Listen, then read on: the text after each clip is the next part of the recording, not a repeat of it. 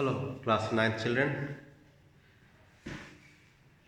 In the last video, we discussed about 2-3 theorems. In continuation to that theorems, I am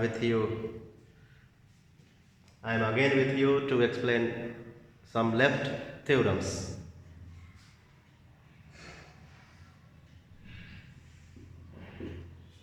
So in the last video, we discussed about the two equal cards and the theorem related to that. We discussed that equal cards are equidistant from the center. So its converse is also there. When we have two cards, their distances from the center are equal. OP equals to OQ. These OP and OQ are the distances of the card AB and CD respectively. So, equidistant cards from the center are equal. It's just converse of the theorem which says equidistant cards are which says that equal cards are equidistant from the center. So what does this theorem say? Equidistant cards from the center are equal. Equidistant cards from the center.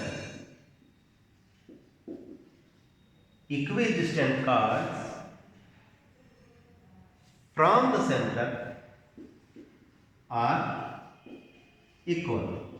That is, if OP equals to OQ, OP and OQ are the distances of AB and CD. So if OP equals to OQ, then chord AB equals to chord CD. Okay? I hope it is clear. Next theorem.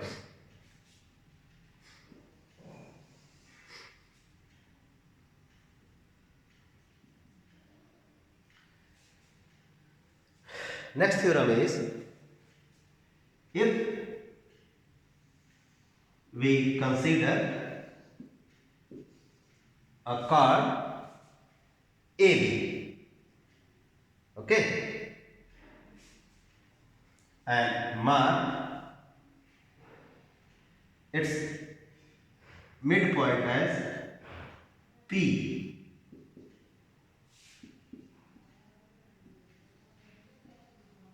So the theorem says perpendicular bisector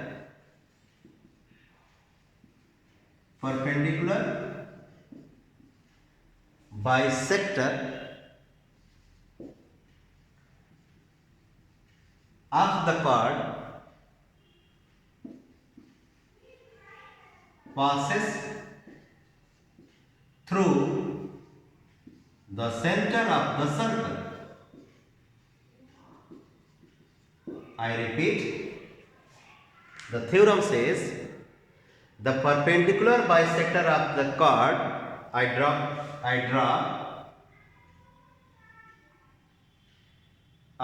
draw CD, which is another card, but what speciality this card has? This CD bisects the card AB at 90 degree. So when a card bisects another card at 90 degree, then the card which bisects will pass through the center and will be considered as, this card will be considered as the diameter. So if CD is perpendicular to AB and AP equals to PB, then What? Then CD will pass through center. Then CD will pass through center of the circle. Means center will lie on this perpendicular bisector of AB. Next theorem. Let us consider three non-collinear points on this surface. I name them as A, B and C. So theorem says one and only one circle, one and only one circle can pass through three non-collinear points. I repeat, one and only one circle can pass through three non-collinear points. So when we consider the three non-collinear points as A, B and C, then only one circle can be drawn passing through these 3 points. To locate the center of this circle passing through the points A, B and C, we will be using the concept of this one. What does this concept say? It says the perpendicular bisector of the chord passes through the center. So what you have to do to get to the center of this circle which will pass through the 3 non-collinear points? Draw the perpendicular bisector of AB, draw the perpendicular bisector of BC. The point of intersection of the perpendicular bisector of AB and perpendicular bisector of BC will be considered as the center of this circle. So to locate the center of the circle passing through 3 non-collinear points, you have to first join the points and you have to draw minimum 2 perpendicular bisectors of the sides which you get, this one and this one. When you draw the perpendicular bisector, the point of intersection will be the center. Next theorem. Next theorem says that if we have only 2 points instead of 3, if we have only 2 points, I repeat, if we have only 2 points on this surface, so through these 2 points infinite number of circles can be drawn. So through 2 given points,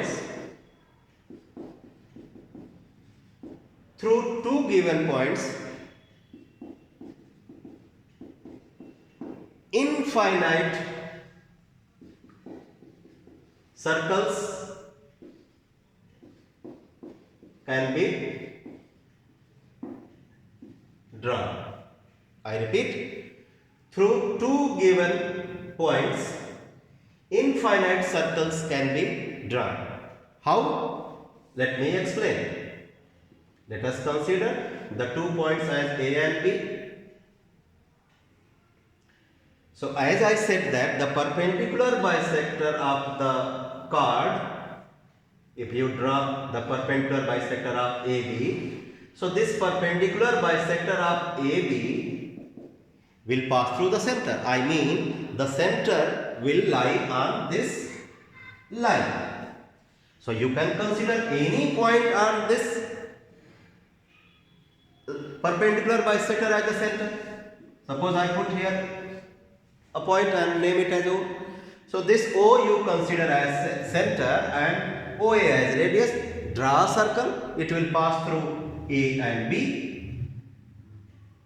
Next time you consider here O and then OA as center, OA as radius you take O as center, OA as radius, draw another circle that will pass through not only A but also B. Somebody can take the center here because I said no, perpendicular bisector of the chord passes through the center. So if you consider here the center, so this you can consider as the radius. Draw a circle, it will pass through A and B. So number of circles can be drawn. So theorem says through two given points, infinite circles can be drawn. Another theorem. Another theorem.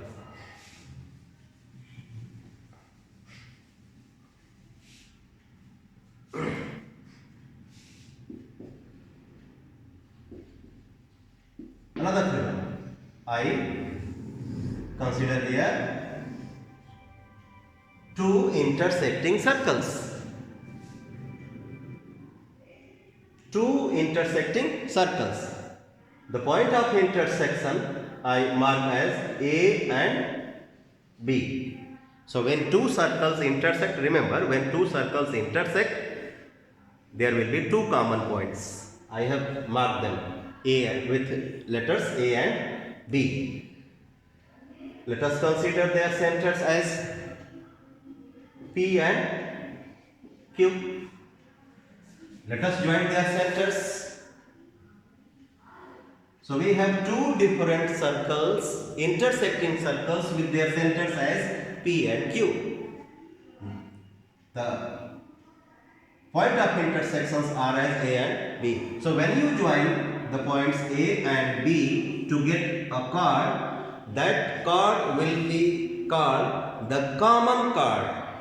As you can see, AB is not only the chord for this circle but also for this one. So this AB will be the common chord. So theorem says line joining the centers of two intersecting, I repeat, the line joining the centers of two intersecting circles bisects the common chord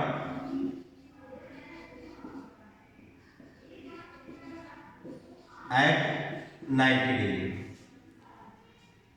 Let us apply this statement in this figure. So PQ is the line segment which we get when we join the centers of the two intersecting circles. So this theorem says that line joining the centers of the two intersecting circles means PQ. So PQ bisects the common chord at 90 degree. So this PQ bisects AB at 90 degree. So we can say PQ bisects AB at 90 degree. That is if I write here C, AC equals to BC and angle ACP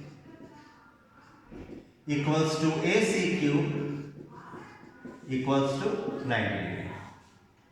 So this common chord is bisected by the line joining the centers of the intersecting circles. So PQ bisects AB or AB is bisected by PQ. Remember.